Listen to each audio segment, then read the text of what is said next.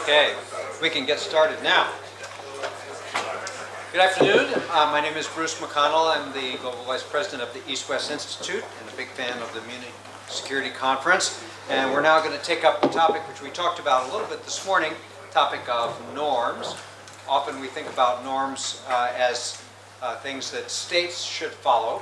But there's a lot of different powers in cyberspace, including private companies, and so they have a role to play both in securing it and perhaps in responding to attacks. And to kick us off, we have Michael Sulmeyer from Harvard, who's a former colleague of mine in the U.S. government, and he's going to talk about some recent work that he's done in cooperation with an Israeli partner on this topic of so-called active defense. Michael. Thank you.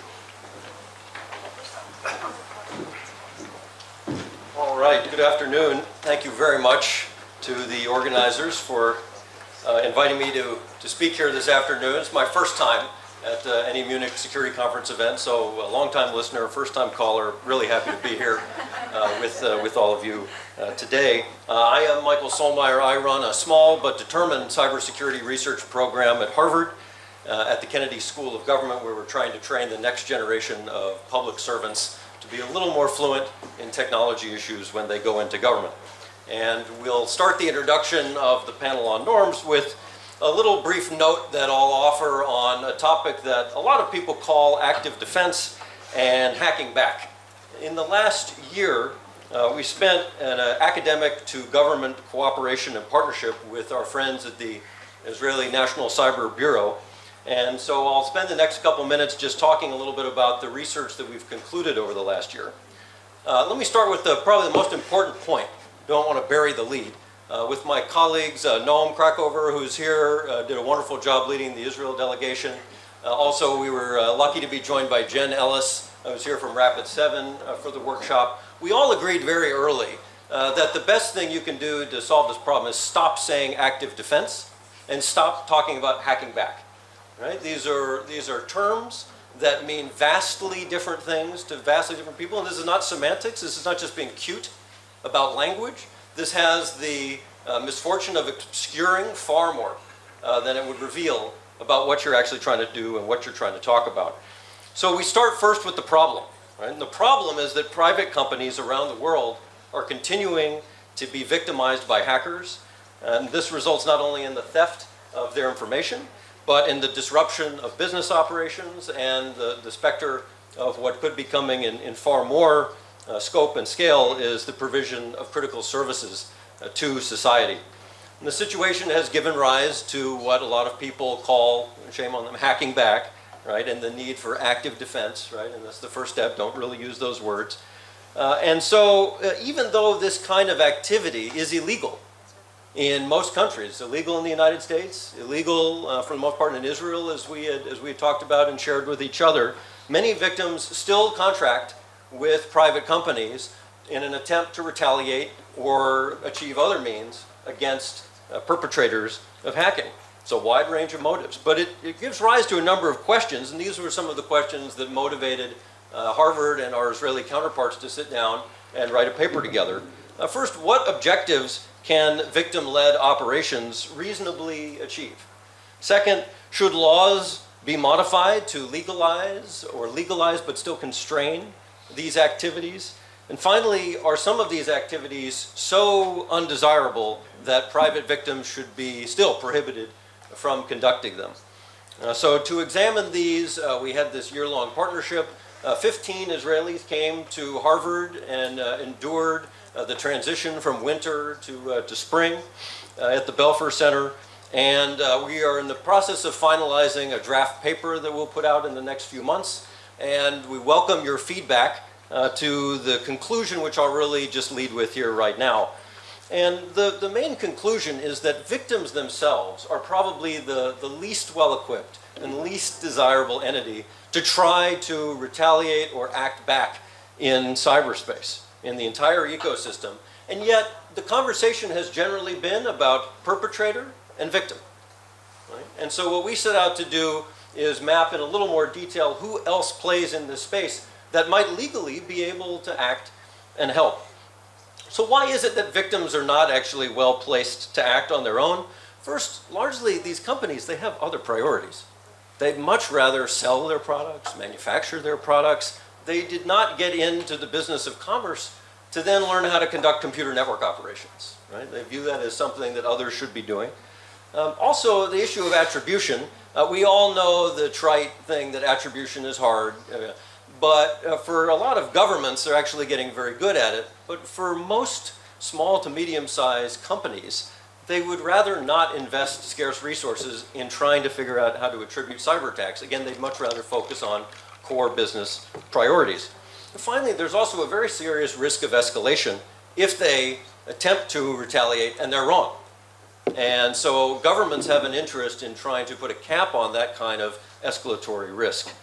There's a group that has not received very much attention in the academic literature or in the media, and we sort of loosely referred to them as intermediaries. And so who are these kinds of intermediaries? You could think of them as internet service providers, content delivery network service providers. An example of that is a company called Akamai that's based in Boston. Also cloud service providers.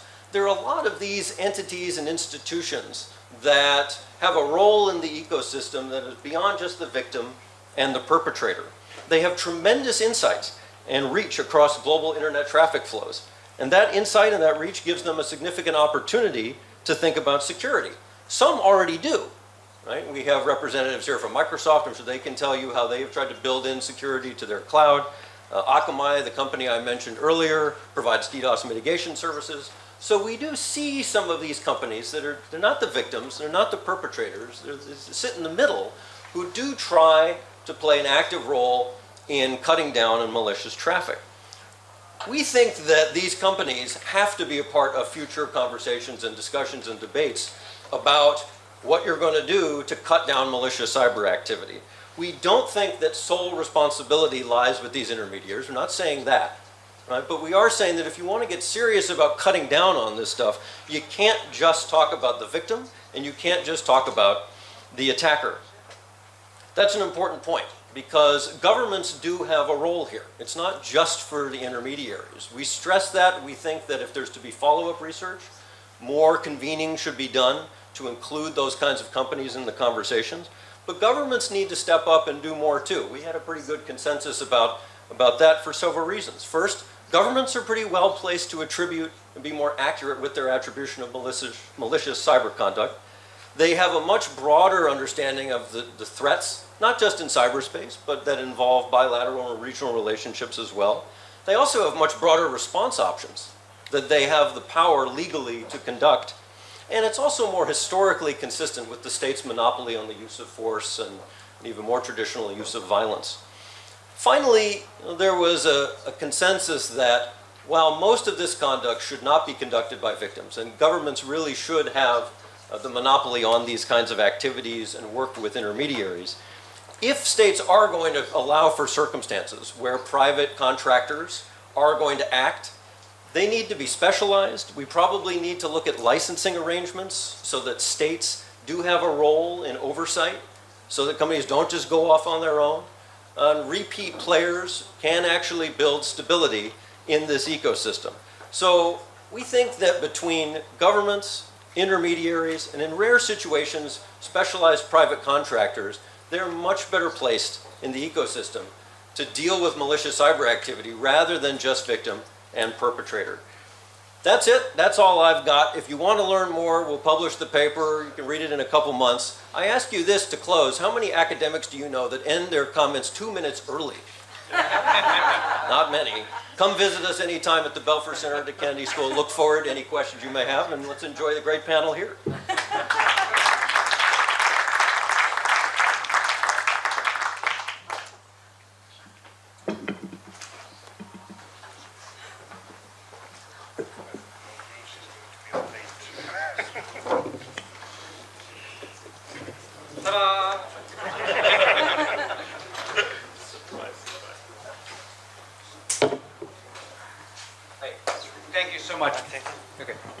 Thanks so much, Michael. That was great. And a great way to start. So we have a great panel for you this afternoon. And I'll start down with brief introductions. And then each of the panelists will make 3 to 5 minute remarks, and we'll have a discussion. I might have some questions for them. You will have some questions for them, I hope. We'll start down with the blue shirts, and then we'll get down to the white shirts here. It's Israeli colors. That's right. Right, yeah, we tried to, we should have had stripes. We apologize. Yeah, what's the least number of moves that you could do here? Okay, so at the far end is Ido Mod. He is the cybersecurity coordinator for the Ministry of Foreign Affairs, a great and collaborative cooperator in a lot of the international activities among governments and also with the private sector. We're, and in a certain way, our host this afternoon, so thank you very much. Sitting next to him is Chris Painter, his counterpart for the United States and a longtime colleague, former at the Department of Justice in the United States, as he mentioned earlier this morning.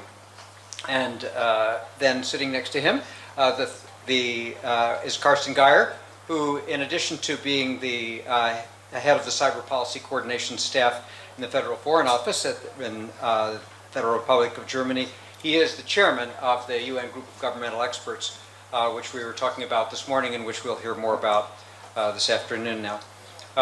Sitting next to him is Sven Sakov, the director of the NATO Cooperative Cyber Defense Center of Excellence in Tallinn, and who will also be the host of this event. In a way, next year it's going to be on the margins of the CyCon event, which they do every year. And finally, sitting next to me, John Frank, Senior Vice President for EU Government Affairs at Microsoft in Brussels, and a longtime player in the industry, and a very good lawyer also. So I think you may be the only lawyer. Oh well, no, Chris of course is a lawyer. So, recovering lawyer. Well, it's a recovering lawyer. That's right. So that's great. We just heard. I'm going to start with you, John, and because we just heard some comments about the possibility of private sector organizations acting in cyberspace in cyber conflict. Our norms conversation is about cyber conflict and figuring out ways to limit it. And so I wondered, what was your take, John, on that general question about industry norms? I think industry needs to do a lot more to protect our customers. And I just want to sort of pivot off an analogy that was made in the previous session about, this building being secure. And I think the challenge in an IT sense is not, will this building fall down, but can you make this building so that no government could get into it? And when we think about state actions in cyber, it becomes extraordinarily difficult for private sector software to ever be impenetrable by nation states. So we've been trying to think about norms for government, and there's people here who know a lot more about it than I do. And I think we've seen today from the discussion how difficult that can be. But we're setting out to try to do something about industry norms. And so the first norm that we're beginning to discuss with people in the industry is that the group of senior technology companies should be 100% defense, 0% offense. You don't want your software vendor to be an arms dealer. We need to find ways to be able to be trusted by the US government, the Russian government, the Israeli government, the Chinese government. And it's essential that we earn and maintain that trust. So 100% defense, 0% offense. The second norm is applying security life cycle planning for products so that things are secure by design when issued and can be maintained over their lifetime. And that's an area where we think we've, as an industry, learned over the last 15 years a great deal, but we have more to do. A third norm would be trying to create a level playing field and assuring everybody that we'll issue patches to everybody.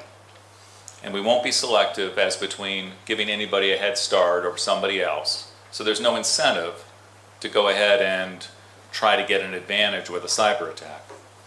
So those are just three norms that, as examples. I think, we're all in an industry that's highly competitive. Co-opetition is our norm. This is an area where I've got to say, I've seen more interest in collaboration than I've seen in the past. And so we're hopeful that in the next several months, we'll at least be able to come out with a start for a text with norms. Of course, we're going to want to have a broader discussion. It'll be important that it not just be US companies, but European companies, Asian companies participate in this process.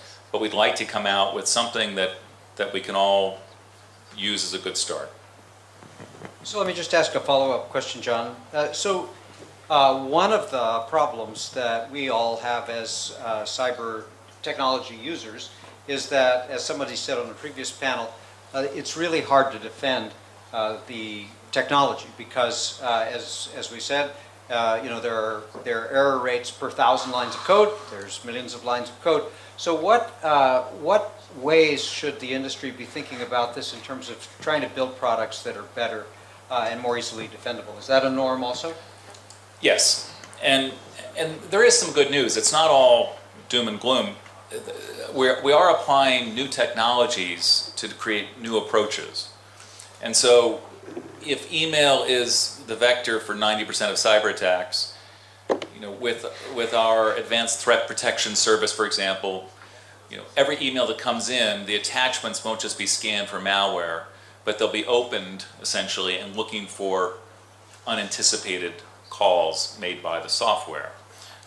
Every link can be tested in advance to ensure that it's a safe place to go. And so you can reduce the risk there by applying technology. Similarly, with the cloud growing, one of the things we're learning is that when you bring in a customer, you also bring their adversaries. And we've got a lot of cloud customers, so we've got a lot of cloud adversaries. But we can use big data and artificial intelligence to help determine anomalies. And in fact, we have 350 research and development people here in Israel working on those sets of issues for our cloud security. Okay. Well, as you mentioned, there are people on this panel who know more about state norms than you or I do, and probably the person who knows the most about those right now is Carsten Geyer, who is finishing up his term as the leader of the UN Group of Governmental Experts. So, Carsten, can you give us an update on what's going on with that and where it's going to go?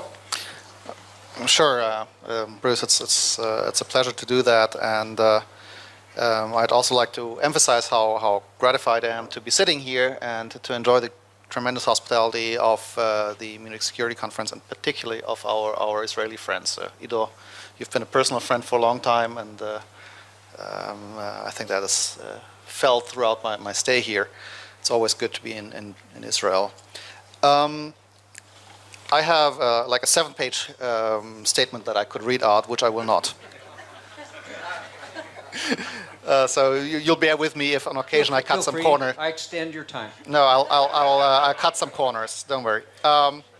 So anyway, you've all heard that the 2016-2017 GGE ended its last scheduled 4-week session last Friday, and the experts left without reaching a consensus. Just to recap, this was the 5th such GGE, and it had the membership has been constantly increasing from 15 to now 25 members. It's not a surprise, I think, that that the discussions of the group were indeed difficult. Experts are selected in their personal capacity, and they do not serve as representatives of their country. But some did understand their role as rather narrowly defending national positions.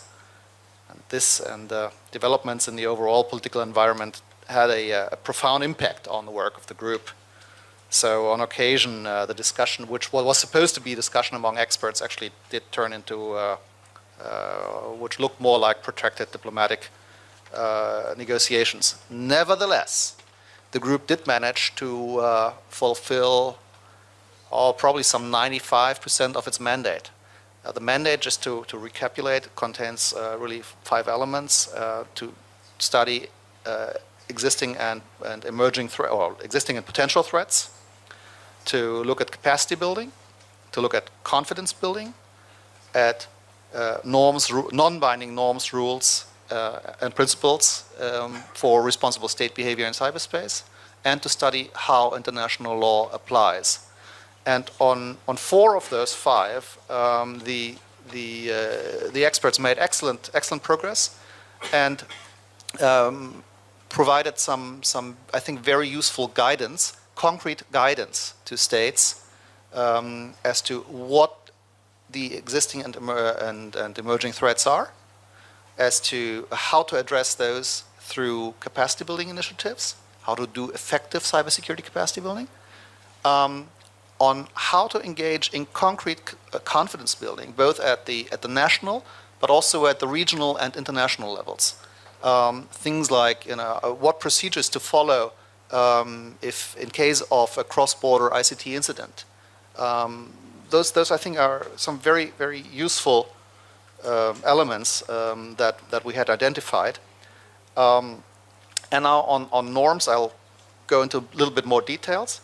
So the GGE discussions really saw very helpful observations on the non-binding norms, rules, and principles. Experts have offered recommendations to support the implementation of those voluntary and non-binding norms that were presented in the 2015 report of the 2014-2015 GGE, so its predecessor. These concrete recommendations include establishing the necessary national structures, policies, processes, and coordination mechanisms to facilitate careful consideration of serious ICT incidents and to determine appropriate responses, as well as ICT incident assessment or severity templates to evaluate and assess ICT incidents. Experts also suggested procedures for official notification from one state to another state about malicious ICT incidents and for requesting and providing assistance. That sounds very unspectacular, but if you think about it, if a country turns to another country and says, we have had an ICT incident and we think your country may have a role in this, that could potentially be extremely escalatory.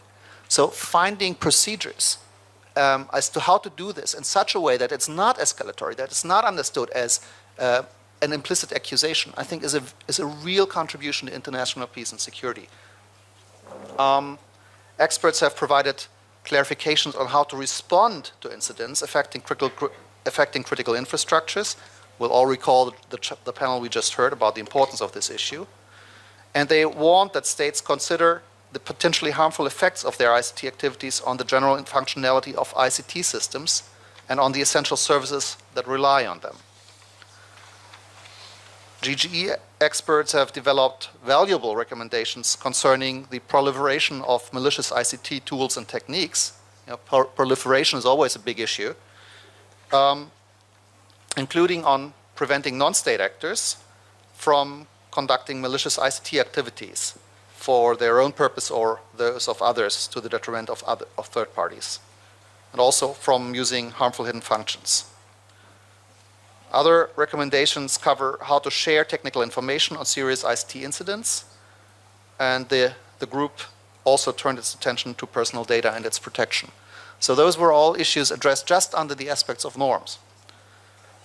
If I may just continue for a few more minutes, the only parts of the formal GGE mandate where consensus on a progress was really missing concerns not all aspects, but only certain aspects of how international law applies to the use of ICT by states, as well as the future processes, how to take this forward.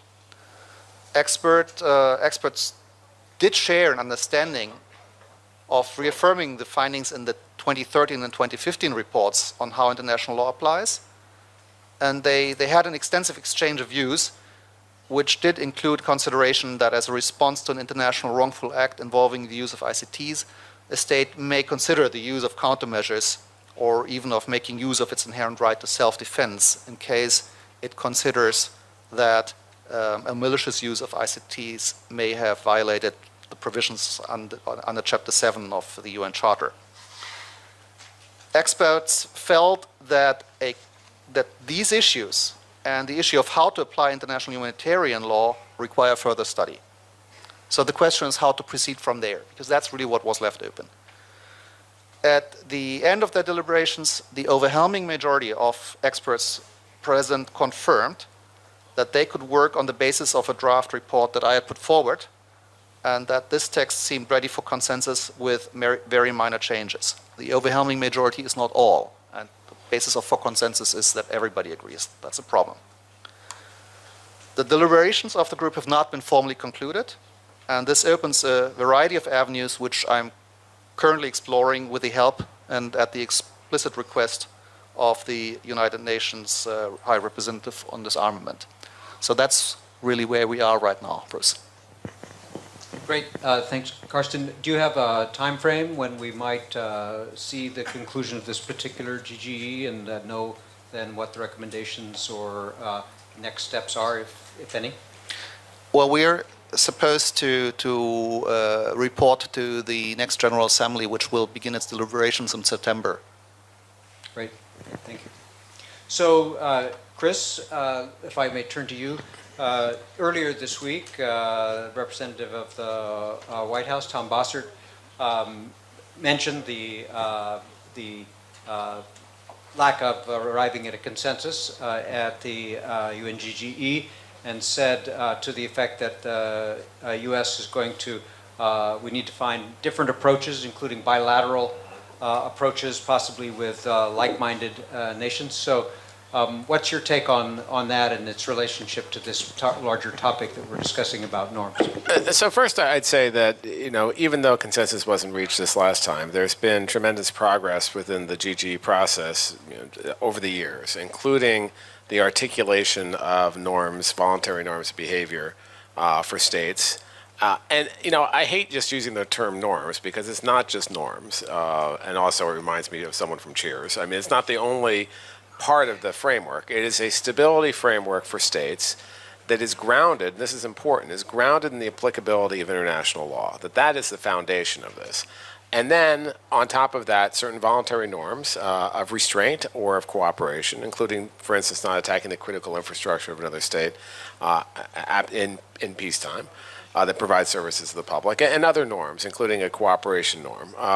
And those are very important. And the third leg of this is confidence-building measures and transparency measures. So we made a lot of progress, and some of that was further articulated in the discussions this last time.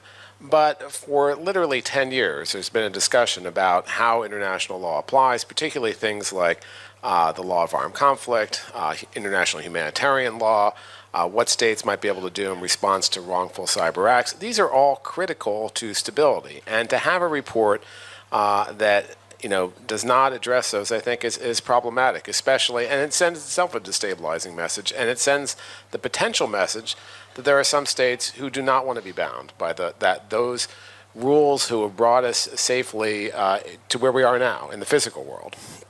And that's concerning, quite frankly. And my deputy, Michelle Markoff, who was our representative of the GG, said this in her statement, that if the conclusion you draw is that states do not want to be bound and want complete freedom of action, that is problematic. And so I wouldn't minimize the importance of these aspects of international law, and it's something I think we need to continue to pursue. Now, the fact that a consensus wasn't reached as of yet, I think doesn't mean we can't take forward a lot of the work that came out of the GGs in the past.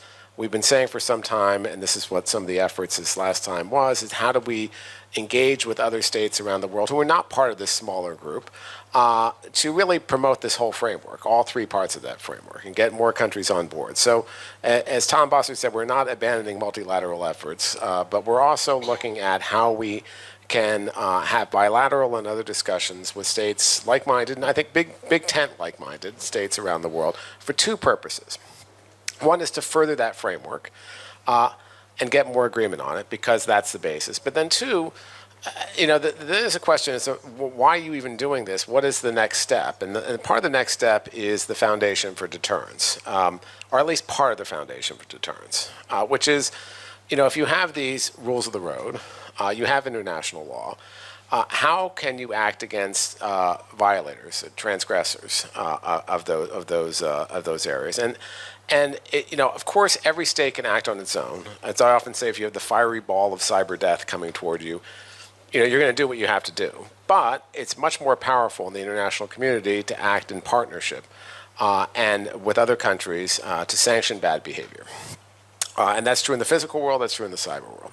So how can you build flexible coalitions of countries, and this is through bilateral and other engagements, to think about, with the progress we've already made, how can you take that forward? How can you have creative solutions that go beyond the tool set we have, which is law enforcement, military action, diplomatic, trade, those kinds of things? Are there other kinds of consequences that we can use collectively to actually shape behavior and have a more stable cyber environment? So I think when Tom Bossert was saying that, I know when Tom Bossert was saying that, what he was saying is, look, we were pursuing this, we made good progress. He did in fact say we made good progress in this. That's important.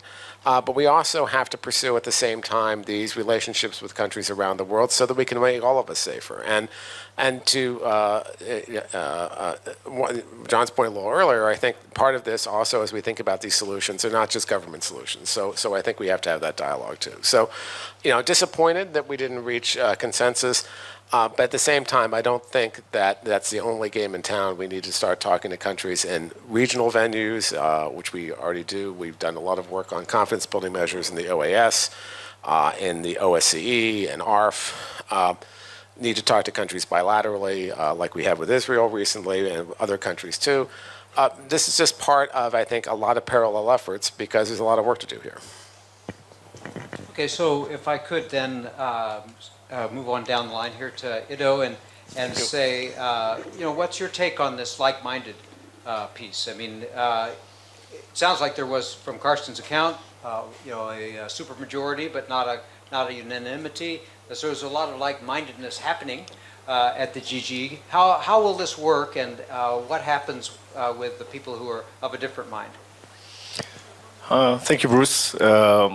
First, it's great to be here at the Munich Security Conference together with great friends here on the stage and talk about like-minded. It sounds like a very nice party, but I'd like to start at the presentation that was made earlier, which poses a very interesting question about what's the responsibility of what we call the benevolent non-state actors, the industry, and it was also, you mentioned that earlier as well.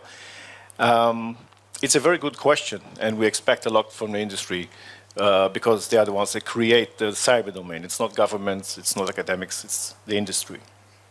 But at the end of the day, responsibility for national security and international security lies with states. And the United Nations is the most relevant organization to work on that, and we've been doing that for a long period of time. And Israel has been involved in 2 of the 4 or 5 GGEs. We wish we were part of the 5th, although I'm not sure now.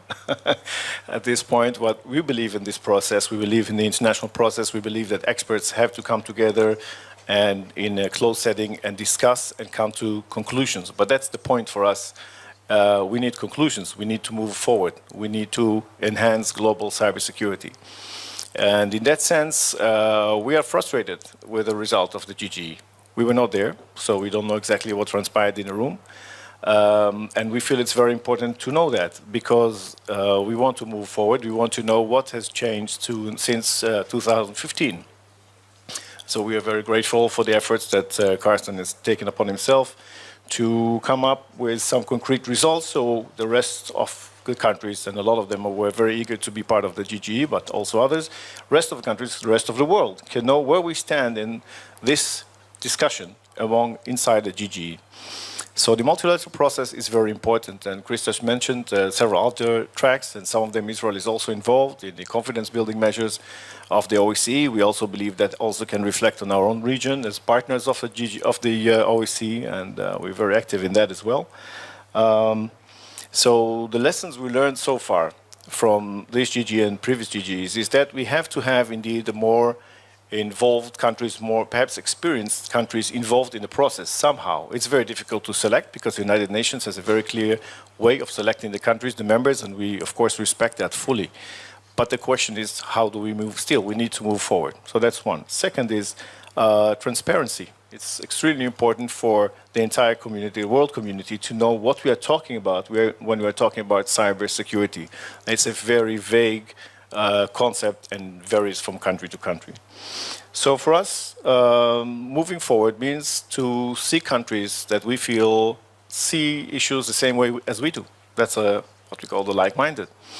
We want to sort out the concepts, the ideas that we all agree about and see how we can make them work for us, because the point is to enhance security and not just discuss it. We're diplomats, we like to discuss, we like to talk about a lot of things, but the question is how do we enhance global cybersecurity, and we know today and every day that we have to do things, we have to change things, and we need international cooperation, and we need to have a same language among ourselves. So we think that on that level we need some kind of a coalition that can agree what are the basic tenets of cybersecurity, and then move forward to implement them, create deterrence.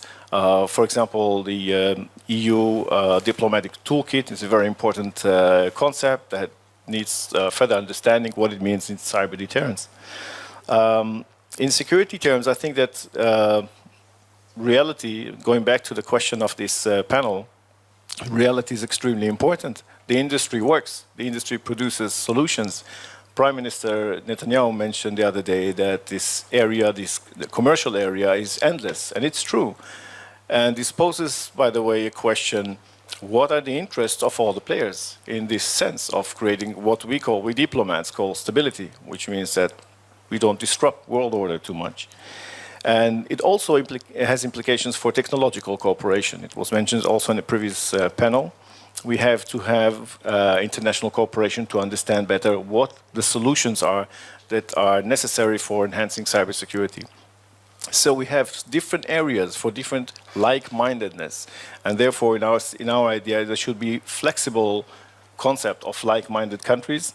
It can be addressed either around an area or a sector, or it could be around a specific threat. But we have to have these groups of countries that understand each other better. So I'll leave it at that. Thank you. Okay, good. Well, I want to come back to this deterrence and enforcement question in a minute. But Carsten, before I call on Sven, do you want to talk a little bit about your transparency questions that Ido raised? Sure, absolutely. Ido is not the only one to call for more inclusiveness and more transparency. And as a matter of fact, I believe that I have tried over this past year to attain a level of transparency about the work of the GGE that I don't think any previous GGE had, and also to involve the wider UN membership through a variety of initiatives, including regional seminars. We had two of the workshops. We had two of those in Berlin. The Serbians had one in Belgrade. The Senegalese had one in Dakar. Singapore hosted very graciously a norms workshop in Singapore in May. So that focused on this issue. There was a workshop in Seoul in South Korea earlier this year that also discussed these issues in some detail. So we've tried to introduce a measure of transparency, and I think that can actually be enhanced further. If I may steal the floor just for a moment longer, 2 points.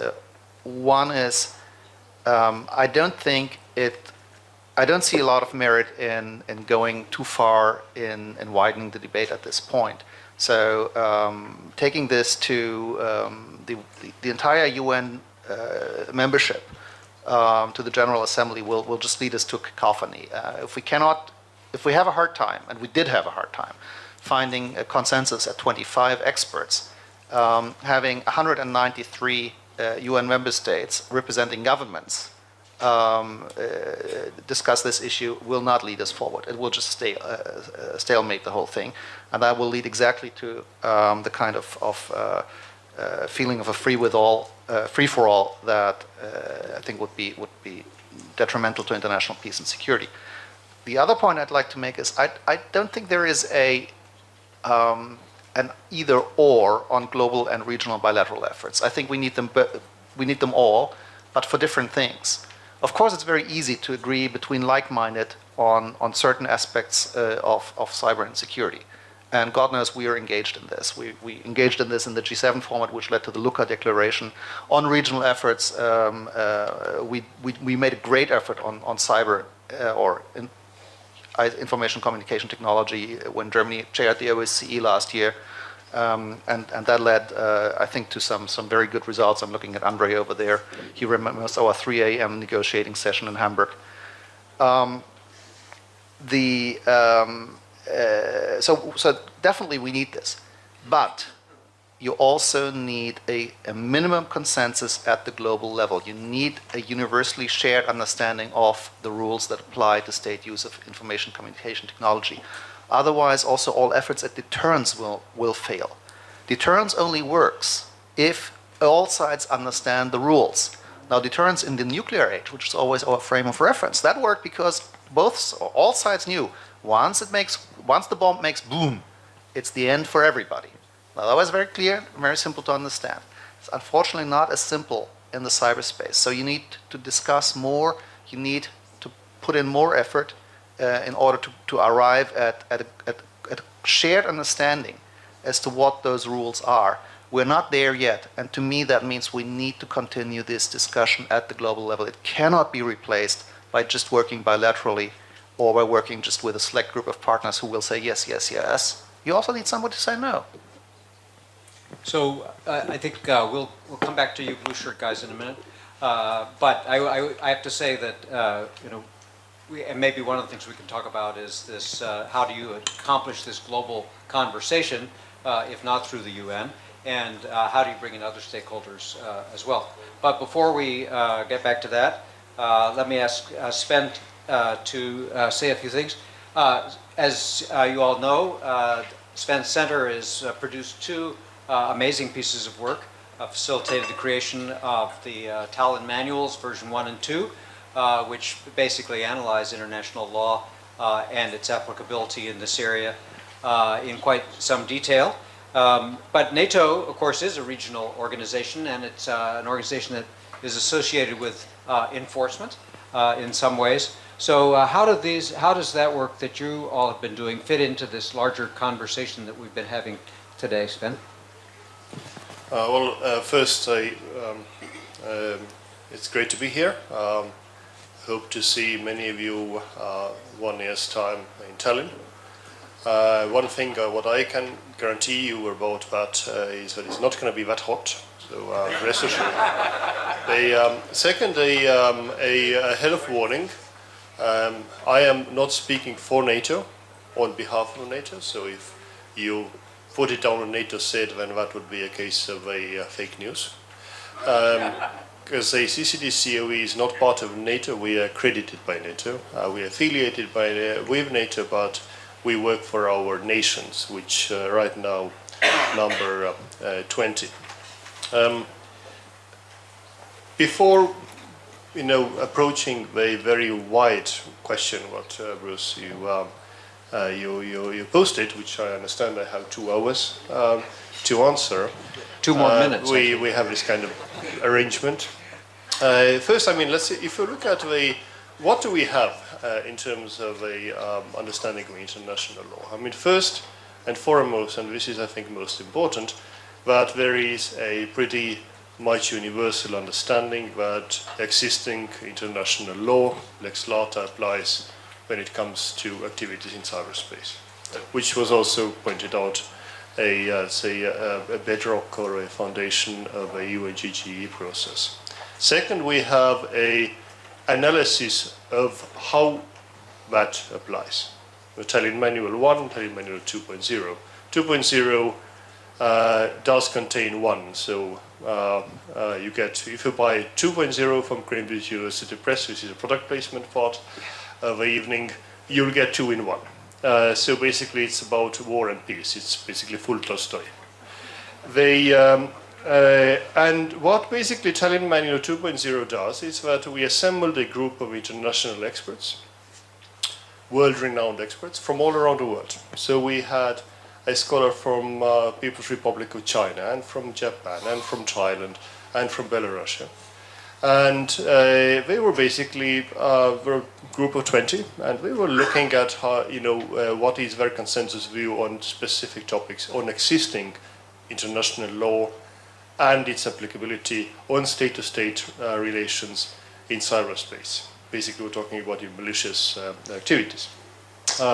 And we came up with a list of 156 black letter rules, which are not that exciting when you read the rules, but the interesting and golden nuggets are in the commentaries of those rules, because that actually shows where they did not find a consensus. Basically, where there is some grayness in international law, some grey areas, which need to be tackled, I would say, by nations. And when I say it needs to be tackled, I mean what we haven't seen too much. I did make that point last night at the dinner also, the Q&A session. We haven't seen much of a state practice which basically would establish what this specific country thinks international law is on this specific issue, and give its legal opinion juris, on that. Because we had a wonderful, the best legal team you can have behind the Tallinn Manual 2, but lawyers do not do international law, the countries do. They do that either through treaties, conventions, or the state practice. And I think this is something which, from a point of view of a small international organization which has been involved in legal issues, international law, I would call upon the international community to do more. And of course, there's quite a number of other things what we need to wrap our heads around, including the very conceptual issues. So Bruce, if you allow me, also kind of deterrence has been thrown back and forth here tonight, I mean, at this panel. How does that work? And this is my 2 cents on that. I think deterrence in cyberspace, it boils down to 3 points, or 3 issues. First is resilience, meaning the deterrence by denial. There is no such thing as an absolutely 100% security in computer world. I mean, it's called typewriter. And I don't think that we want to go back to that. The second part of a deterrence is your ability, or country's ability, to attribute what happened to something specific actor. And we need to be very mindful that most of the attribution could and has been done through intelligence sources, not just or simply forensic analysis of the code. And the third and most important part of deterrence is to be able to do something about it, including have a political will to do something about it. And I think this also, boils down back to my point when I'm urging countries to establish more state practice in order for the existing international law and understanding of that to be solidified. Now Bruce, to a very wide question about what NATO is doing, I think they just very quickly going back to 2014, 2016 summits, 2 more minutes. And I think the kind of a bird's eye overview is that in 2014, NATO, heads of state and government agreed on 2 things. First is that, that international law applies in cyberspace. Second, that a cyber attack can lead to an Article 5 situation, meaning that we can all go to war, real war, because of a catastrophic cyber attack. And then flash forward 2 years later, 2016, two important decisions at the Warsaw Summit. First was that nations took upon them a cyber pledge, which I think Ambassador Ducaro did speak already this morning, to invest and to prepare themselves. And second, NATO leaders in their declaration recognized that cyberspace has evolved into a domain of operations, where, and I quote, this is paragraph 70 of the Warsaw Declaration, where NATO will defend itself as effectively as it does on land, in the air, and at sea. End of quote. I think this is quite a strong mission statement from NATO. But I think we should not expect anything else, because I think that was Minister Sven Mikser of Estonia said that during the lunch. If you did hear that, if you did not have air conditioning blowing into you, that it is clear that any future war between capable nations will be also waged in cyberspace. So basically one part of a campaign will be in a cyberspace.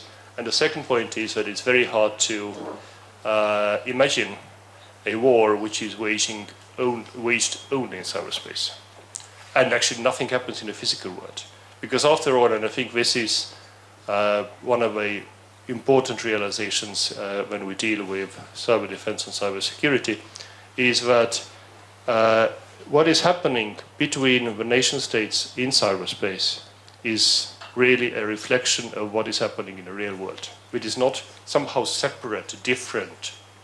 It is separate in a way that it happens. The manifestations of a human or state-to-state relations are taking place in a synthetic man-made environment called internet or cyberspace. But eventually they reflect what's happening, say, outside in the real world. And I think this is important to keep in mind when we tackle the issues surrounding cyber defense, including the conceptual ones. Thanks. Okay, thanks so much. So we seem to have the what someone called the benevolent non-state actors down here at this end. And I just want to say that as the kind of civil society NGO representative, I wanted to call attention to something that we're working on with assistance from the government of the Netherlands. And in fact, Prince Constantine mentioned this at lunch when they had turned off the air conditioning so you could actually hear. And Microsoft is also supporting this, and it's the Global Commission on the Stability of Cyberspace, and it's basically a multi-stakeholder version of a group of about 25 or 30 experts who are there in their personal capacities and are working to elaborate and build on the very significant accomplishments of the GGE and try to build those out into applicable and enforceable, to the extent that they are enforceable, norms. So if you say that there should be that states should not attack each other's critical infrastructure using cyber means, what is an attack and what is critical infrastructure? If you don't know what the answers to those questions are, it's hard to note whether or not the norm has been violated. So we're very excited. There's several commissioners are here in the room: Jim Lewis, Frederic Duzet, Wolfgang Kleinbechter. Our host here from Israel is also one of our our commissioners. So, and who else did I forget? So anyway, that's a piece of this which will bring about a larger and broader, I think, understanding of these and proliferation of this, part of the transparency piece that we're mentioning. So I want to turn it over to all of you here in a second, but I would like to give the panelists any last marks before opening it up, particularly on the question of deterrence, and enforcement, because I think these norms are great, but as Chairman McCall said, people won't necessarily agree with them. On the other hand, if we don't have any, they certainly won't agree with them. So.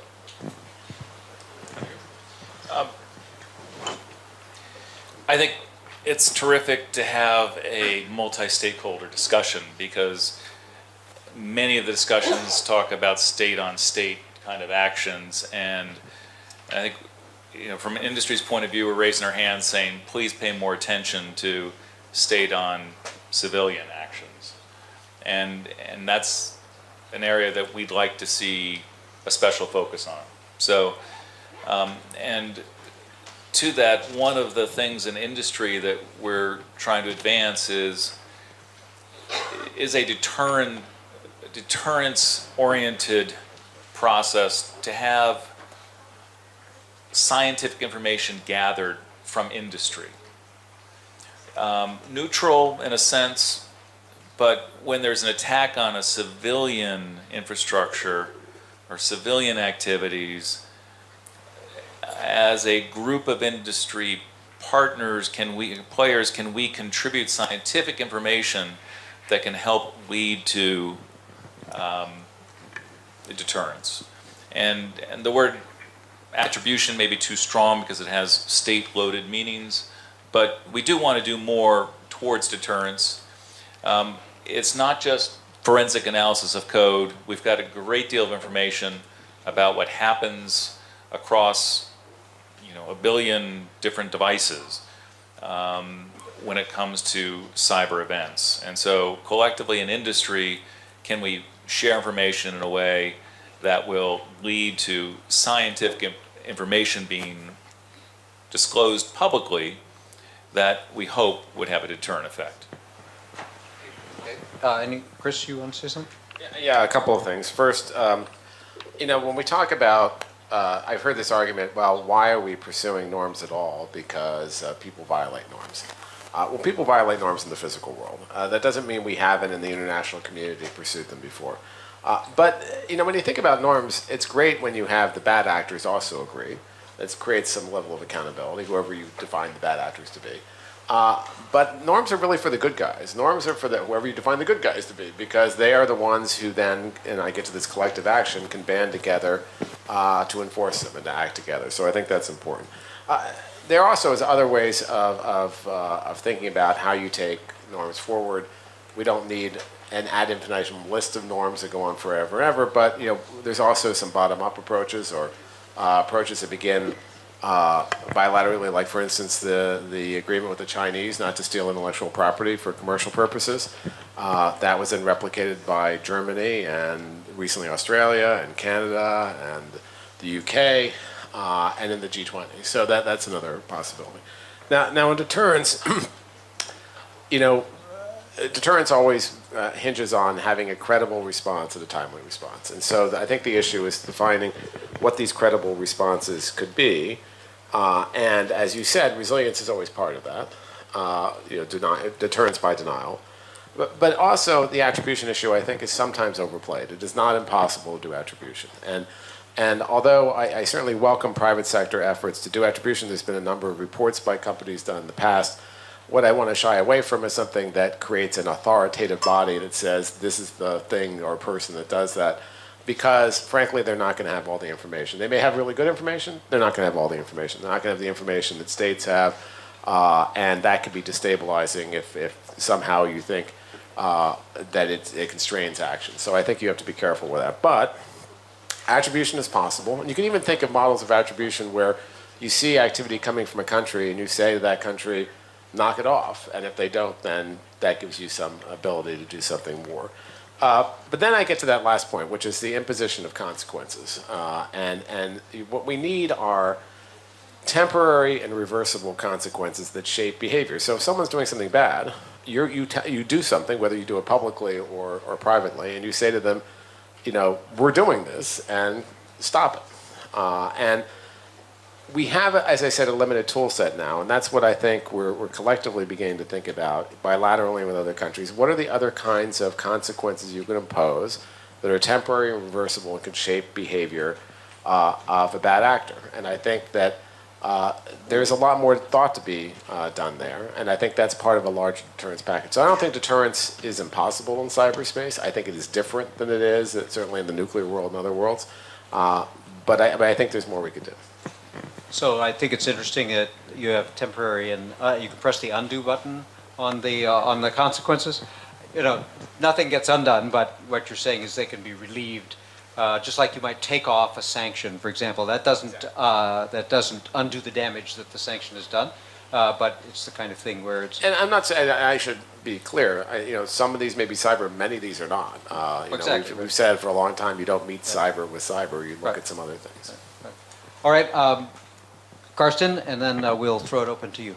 I just wanted to pick up on the 2 points you raised. One is the role of other stakeholders, and the other is deterrence.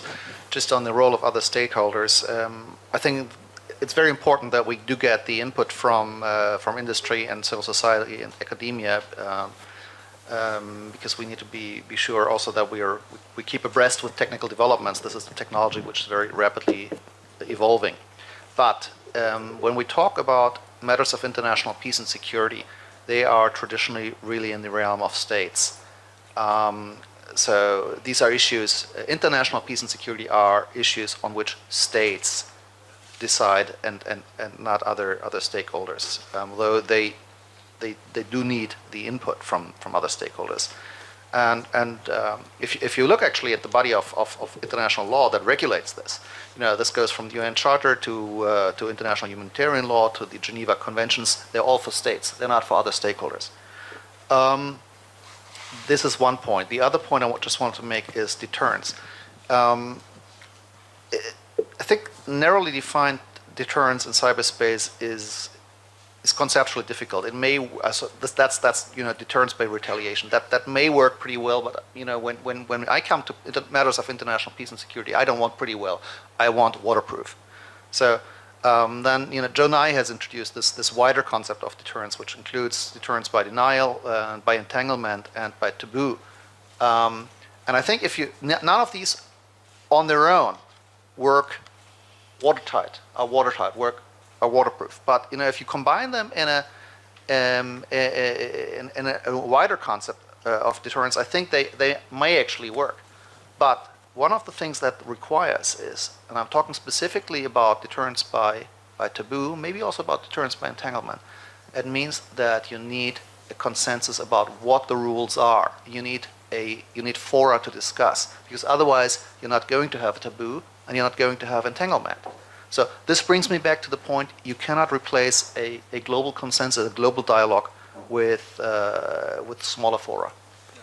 So we won't get into the question about whether the Westphalian system is on its last legs or whether it will continue. And as you said, the role of states has traditionally been this, but in cyberspace and in some other areas, there are cyber powers who are not states and who have responsibility to take action, not just to advise. So we will come back to that, in the next year. Perhaps we can discuss it. But let me open it up now. We have Jim Lewis with a question in the back, and Mr. Sulemeyer. Okay.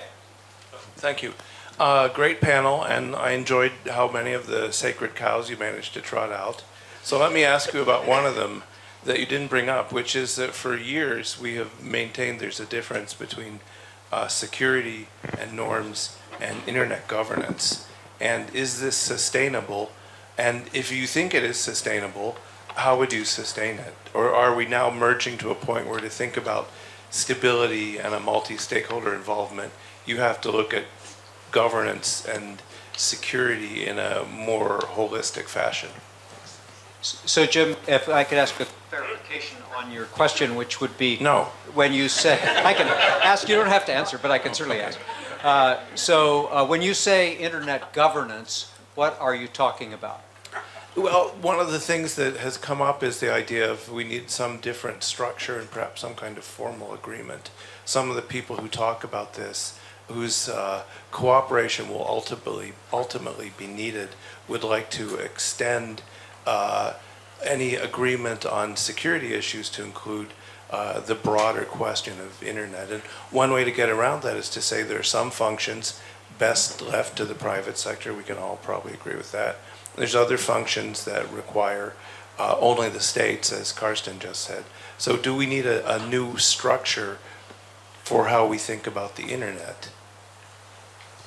Any comments on this? I certainly have opinions, but I think it's often the fault, I go back to Michael's introduction about active defense and no one knows what it means, is that internet governance is used in such different and broad ways that if you really define terms, I remember having a conversation with, I won't say which country, a few years ago, who've since changed their position, but they said, do you mean the multi-stakeholder system means that if someone is attacking me, I have to consult with everyone before I do anything about it? And I said, no, that's ludicrous.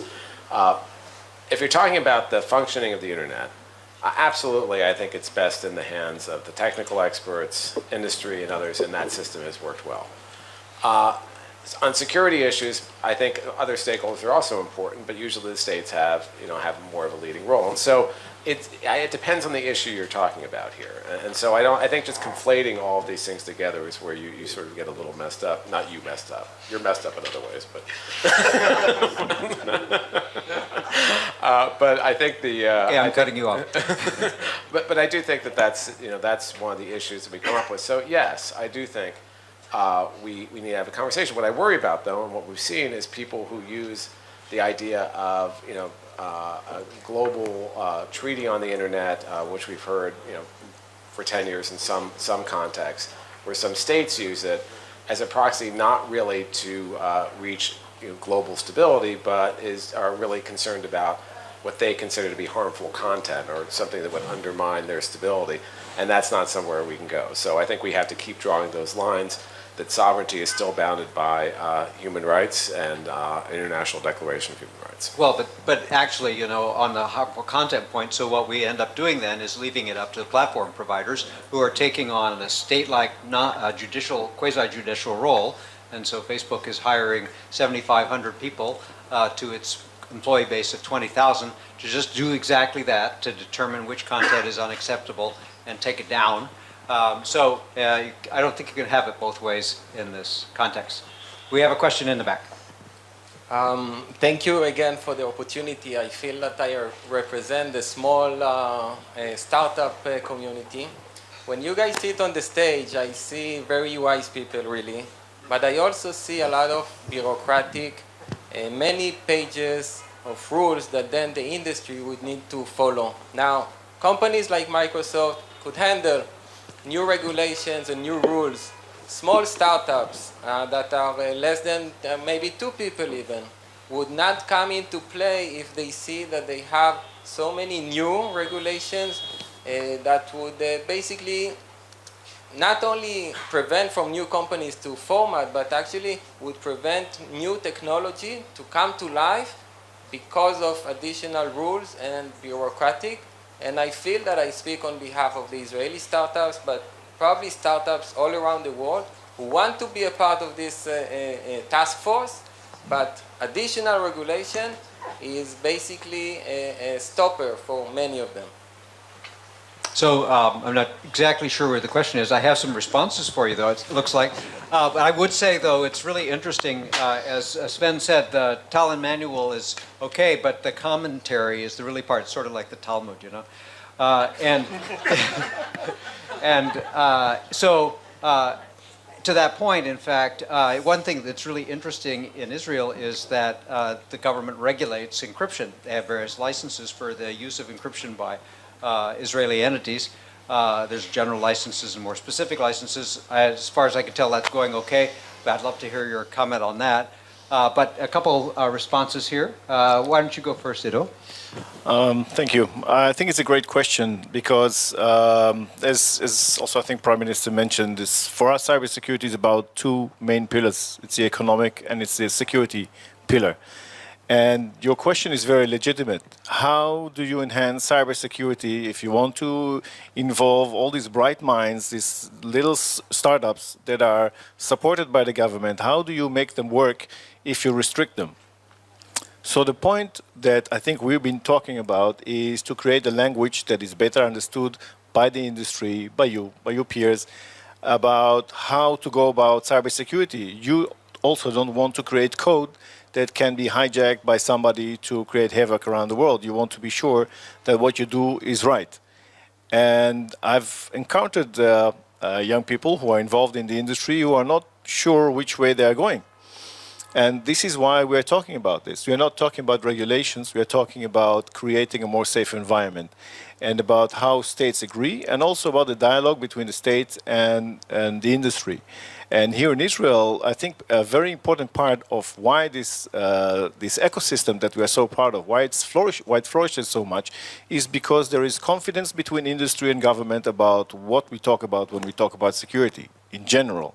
Cybersecurity, I'm not sure. We are still deliberating on that. We are working on that. But I think it's a very good question. We don't want to constrict the developers of the solutions that we need to enhance cybersecurity. Okay, I have Sven, and then Karsten, and then Michael. Hey, I don't know. I don't think you're going to like my answer. So, because first, as a private citizen who is interested in cyber security matters, I would say that one thing and one equation has to change, and this is for industry to prioritize security over speed of a product rollout. On the regulation as in general, let's think of a car industry. Car industry did not put seatbelts in because they liked to keep us alive. That was a regulation. And I think it is quantifiable how many lives this regulation has saved. And it was a big battle in terms of people were also kind of saying, that this is a government regulation, there's too much. Person has to be able to kill itself, if it wants. A free country and so forth. So when you look at the IoT security, for example, estimate is that right now there are 16 billion devices in IoT, let's say, sphere. 16 billion. The Mirai botnet attack, which took away many of the well-used internet services for some parts of a US eastern seashore in end of October last year, was perpetrated by a botnet of 100,000 webcams. So now think of the numbers, 100,000 and 16 billion, and let's get that sunk in for a second. Do we need a regulation or not? In order actually, for example, to be some minimum standards for any device what we connect to internet. Because if we would not have that, then it is not getting better because of the exponential growth on devices. In the end, we are all in it. It's like a global warming. Now, of course, the regulation, global one, industry standard would be very hard to imagine. But I can imagine EU regulation, or EU and North America, so forth, the West with a capital W, including the host country here, which will set some very minimum standards for any device what can be connected to internet. And of course that would become, I think, de facto standard in a world, because if any company, whether in Israel or in Brazil, would want to sell to a rich markets, which those are, they need to comply with that. And of course, yes, I think, for your small startup, this is not a good news, or you probably wanted to hear something else, but this is the message that I have. Sorry.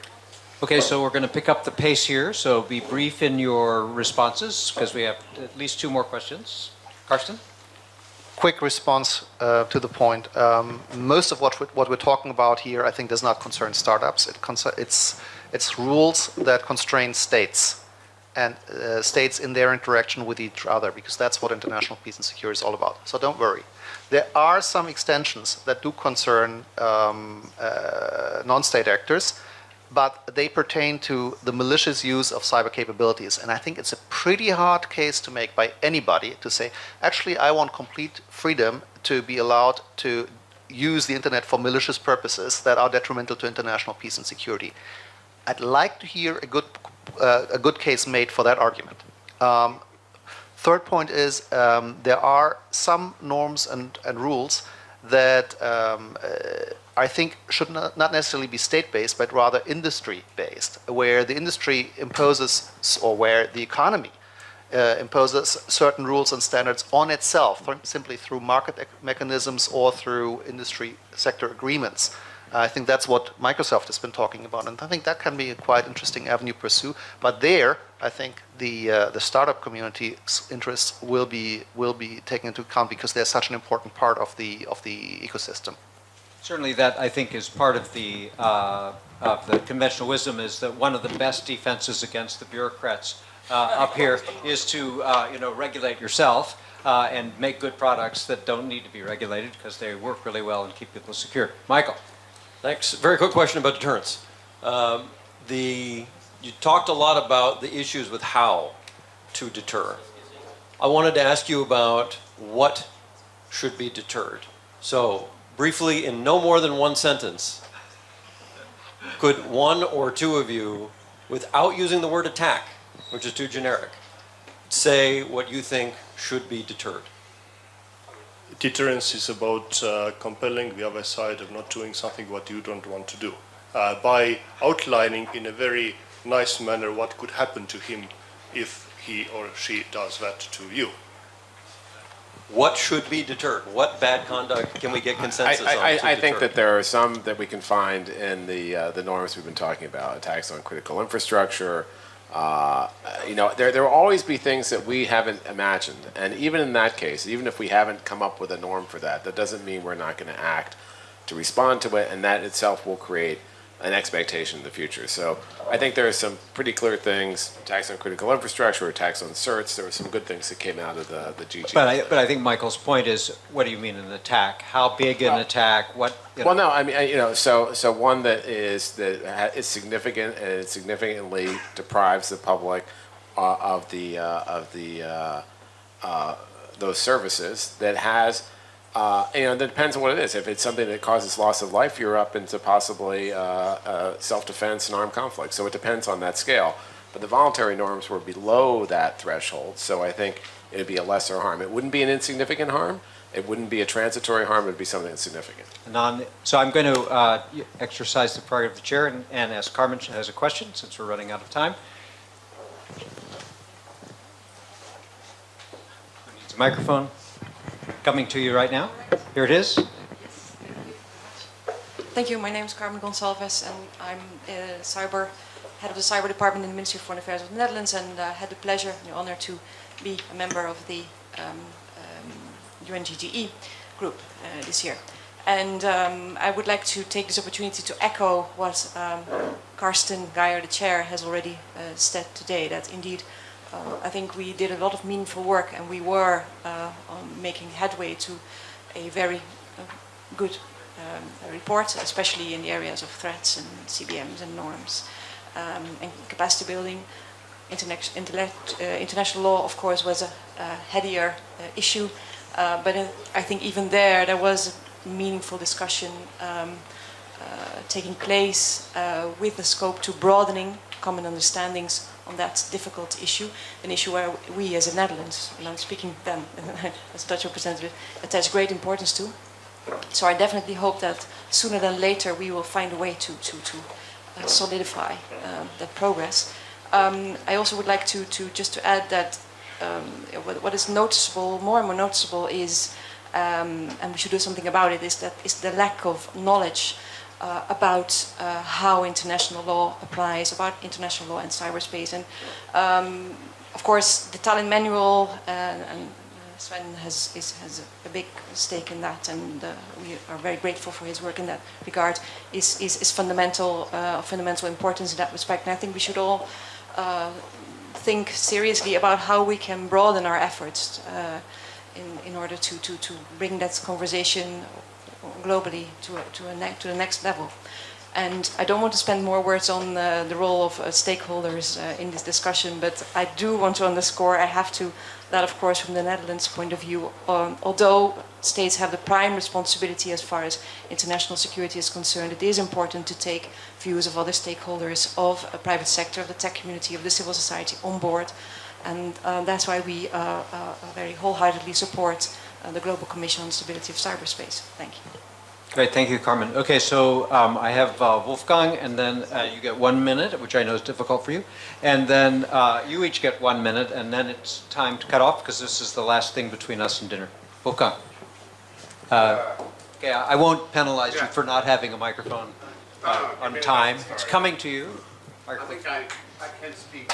Oh no, it's all, you got to be on TV. You need a microphone to be on TV. My name is Wolfgang Kleinwächter. I'm an academic person, Professor Emeritus from the University of Aarhus, but I'm also a member of the Global Commission on Stability in Cyberspace. We are discussing here norms for states, norms for the industry, but we know all that the high risk factor is the individual end user. In the early days, we had something like a netiquette. So it was even defined in an RFC, what is good behavior of an individual in cyberspace.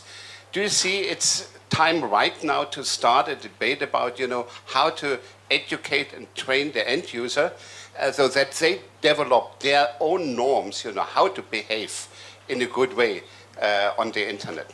Great, thank you for that. Okay, so turning first to Ido, and we'll just go down the line, and then I can give you instructions on how to get to dinner. So I'll keep it very short. Out the door, down right stairs.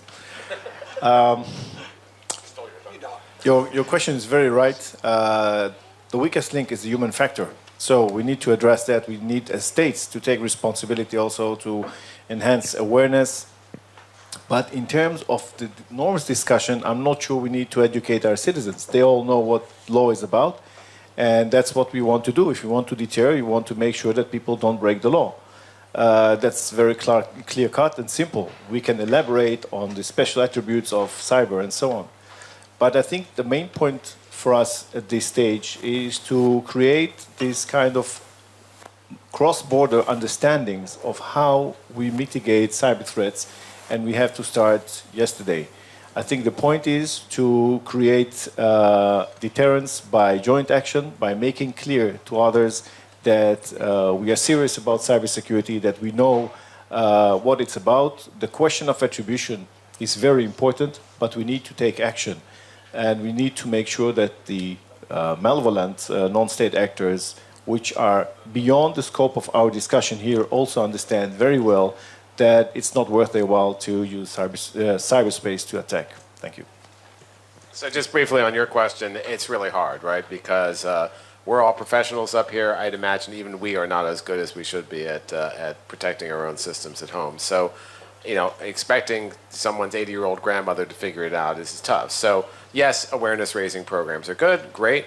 But I think we have to think in what new technology can kind of move this up the stack a little bit to really help the end users. On the broader issue of the panel, look, I think even though I'm a recovering lawyer, former prosecutor, I'm still sort of a glass half full kind of person. I do think we made a lot of progress, and I think there's a lot more progress we can make, and especially talking about how we act together against some of the things we're seeing. Because if you don't do something, that creates a norm of inaction, which makes something acceptable, and I don't think we can afford to be there. Great, thank you. Just on the question, I think this has been a theme throughout the day, that it's a good idea to engage in hygiene and educate about hygiene and so on and so on. So that's that concerns the relationship between the state and the citizen. I actually think that market forces are already pushing the industry also to put more of an emphasis on built-in security and on improving the aspect of cybersecurity in human-machine interaction. there are things that can be done relatively easily. For instance, you can just prevent a machine from hooking up to the internet if it's internet enabled before the built-in password has been changed. So these sorts of, and you can force every time of the power outage or instrument has been detached from electricity, from the power supply, that you have to re-enter the password or even change the passwords. These sort of things can be engineered in relatively easily, and I think market forces will drive industry to do that. If not, states could regulate that, but I'm not convinced that's going to be necessary. We shall see. Sven? Education is a key in any human endeavor, also this one. I think there is one thing is education, another is of course for any organization to have processes in place by which the hygiene is, or the knowledge of that is tested regularly, assessed, and so forth. And by the way, I have seen a good records how well that actually has a kind of impacts on the IT security of large organizations when we actually made the hygiene test annual one mandatory. I think also we should educate policymakers on those issues. I think it's safe to say that it is easier to teach policymakers at a strategic level a bit of cybersecurity than teach strategy and policymaking to techies. So I think we should do that, because I think this is the new horizon. And the last thing, in the morning there was a lot of talk about events and catastrophic events and so forth. You know, like Harold Macmillan said, what was the basis of his policies, and he said, mostly events, my dear boy, events. There will be big events, because right now we have had a lot of attacks against the either availability of our information, DDoS or encryption, or the confidentiality of our information, Yahoo hacks and so forth, or OPM. But what we should really be worried about are attacks against integrity of information in industrial control systems and so forth, which would have possibly catastrophic effects. Thank you. John, last word.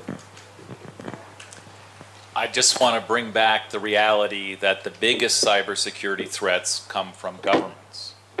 It's the offensive capabilities of governments that create the biggest potential risks for us.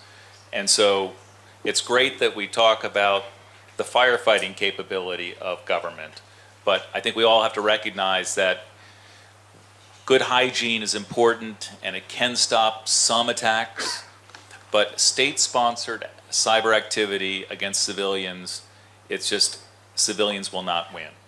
And we do need to make progress on constraining government action on offensive cyber capabilities. Okay, on that note, it is my pleasure to thank our panel. Please join me in thanking our panel for this interesting conversation. Thank you, guys.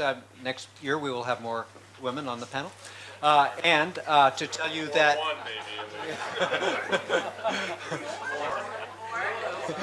Right, well, it's a low bar. And we will now proceed to dinner. As Ido said, yes, go down the stairs and go out. There are shuttles waiting to take us. Thank you.